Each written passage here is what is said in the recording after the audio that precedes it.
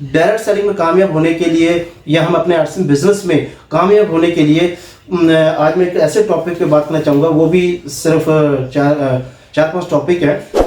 मेरे को अच्छा लगा शेयर करना, क्योंकि मैडम ने अभी बात की थी एक न्यूट्री चार्ज के बारे में कि हम उन लोगों को ज्वाइन कराएं जो कि क्वांटिटी पे ध्यान ना दे के, हम क्वांटिटी पे ना ध्यान दे के क्वालिटी पे ध्यान दें।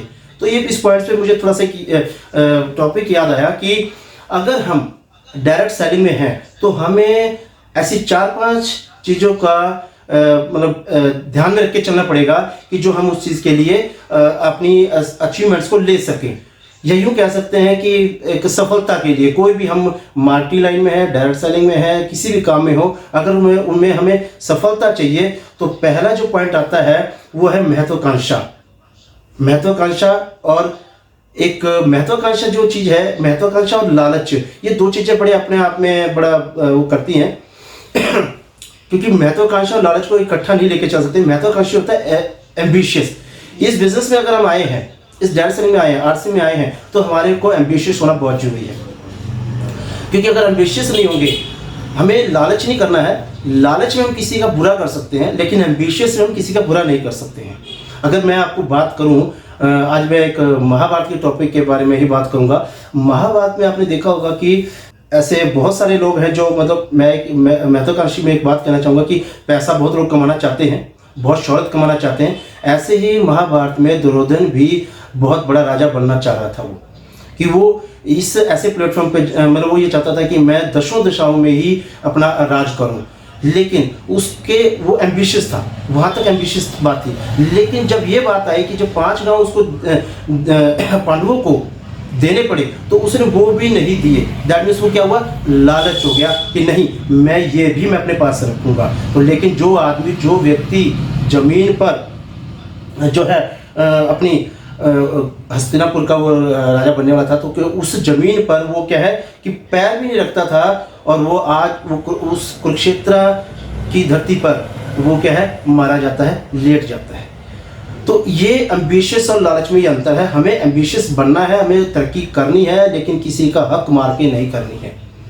दूसरा एक बात आती है दूसरे पॉइंट पे कि समय के साथ बदल जाना। कई बार क्या होता है कि हमारे पास हमें जब डायरेक्ट सेलिंग में आते हैं, किसी काम में हम आते हैं, तो हो सकता है कि हम उस कंफर्ट जोन में होंगे, सब कुछ अच्छा चल रहा होगा क्योंकि हर आदमी कोई ना कुछ कमा रहा होगा, सब कुछ है, वो ये कह सकते हैं कि एक अच्छा टाइम चल रहा है उसका। लेकिन एक टाइम ऐसा भी होता है जब कह लीजिए कि हम जब वर्किंग करने निकलते हैं टीम के साथ या अपने फील्ड के अंदर, तो हमें एक वर्कर की तरह काम करना बनता है। वहाँ पे हम वहाँ पे ये नहीं कि हम कंफर्ट जोन में रहें, यानी कि समय के साथ बदलना। अगर ये बात कही जाए कि अब यहाँ पे एक एग्जांपल मैं महाभारत का ही लूँगा, मैं आज महाभारत का ही एग्जांपल लूँगा। कई लोग कहते हैं कि महाभारत को सुनना नहीं चाहिए, गीता का सार पढ़ना चाहिए, लेकिन महाभारत को सुनना चाहिए। लेकिन महाभारत का भी एक किस्सा यहाँ पे ये आता है कि जब पांडवों को 12 वर्ष का वनवास दे दिया गया और 1 साल का अज्ञात वर्ष दे दिया, तो जब वो अज्ञात वर्ष जो था उनको जो बिताना पड़ा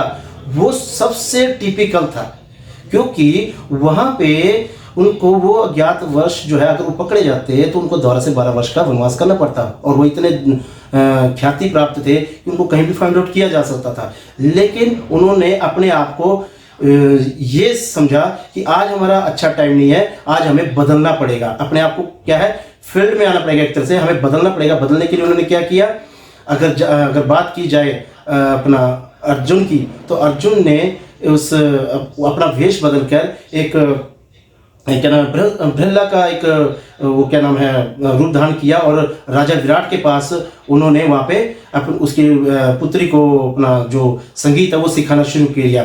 भीम ने क्या किया, जहाँ पर वो दुनिया भर के रसोई उसके लिए खाना बनाते थे, आज वो अपने आप में क्या खुद रसोईया बन गया।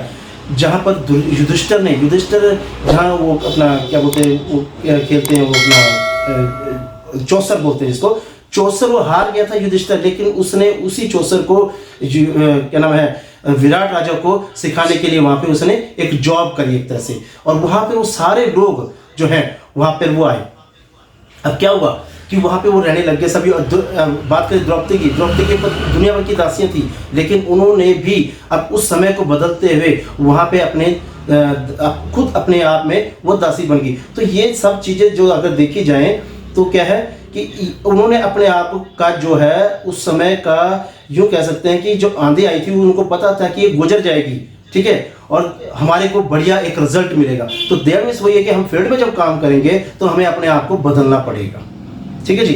तो जब बदलेंगे अपने आप को तभी हम अपनी अचीवमेंट्स को ले सकते हैं। तीसरा पॉइंट आता है कि आपका अभी आरके मैडम ने बोला था, हमारी जानकारी अपडेट होनी चाहिए। जो जानकारी है वो अपडेट होना बहुत जरूरी है। अगर हमारी जानकारी अपडेट नहीं है, अगर हमारी जानकारी अपडेट नहीं है तो सबसे बड़ी बात ये आती है कि हम उस फील्ड के अंदर काम नहीं कर सकते। अगर जानकारी की बात की जाए, अब मैं तीसरा एग्जांपल भी महाभारत का ही लूंगा। अभिमन्यु ने अपनी माता के गर्भ के अंदर ही जो एक क्या नाम है, वो जन्मजात वैसे क्या नाम है अपना वो योद्धा थे वैसे, ठीक है ना, लेकिन चक्रव्यूह तोड़ने के लिए उनको जो विद्या थी वो उनके गर्भ में ही उन्होंने सीख ली थी। लेकिन जब वो बाहर आए, बाहर निकलना कैसे चक्रव्यूह से, वो शिक्षा उन्होंने अपने आप को अपडेट नहीं किया, वो शिक्षा उन्होंने ग्रहण नहीं की, उसकी उन्होंने कोशिश नहीं की। अंदर जाने का पता लग गया लेकिन बाहर आने का उन्होंने वो शिक्षा ग्रहण नहीं की, और परिणाम क्या हुआ, वो वहीं पर धराशायी हो गए और वो बाहर निकल नहीं पाया। इसका मतलब ये हुआ कि हमें अपने प्रोडक्ट के बारे में, अपनी कंपनी के बारे में, एवरी चीज़ के बारे में अपडेट होना बहुत जरूरी है। नहीं तो अगर हम अपडेट नहीं होंगे तो हम उस फील्ड से बाहर हो सकते हैं। अब बात आती है चौथी, क्वालिटी नॉट क्वांटिटी। मैडम ने अभी बात करी थी क्वांटिटी। अगर हम किसी की ज्वाइनिंग कराते हैं तो हम ऐसे क्वालिटी पर्सन को कराएं जिसकी मतलब शायद हो सकता है बड़ी बात हो कि किसी की ज्वाइनिंग कराएं तो 5000 बिजनेस वॉल्यूम से, आज डेटा कार्मिक से मेरी यही बात हो रही थी। वो कहते हैं कि सर अगर ज्वाइनिंग अगर 5000 बिजनेस वॉल्यूम से ही कराई जाए तो वो भी हो सकती है, लेकिन हमें अपना दृढ़ संकल्प लेना पड़ेगा। क्योंकि अगर कंपनी 5000 बिजनेस वॉल्यूम कर देगी तो नेचुरली 5000 बिजनेस वॉल्यूम की तो खरीदारी करनी पड़ेगी हमें।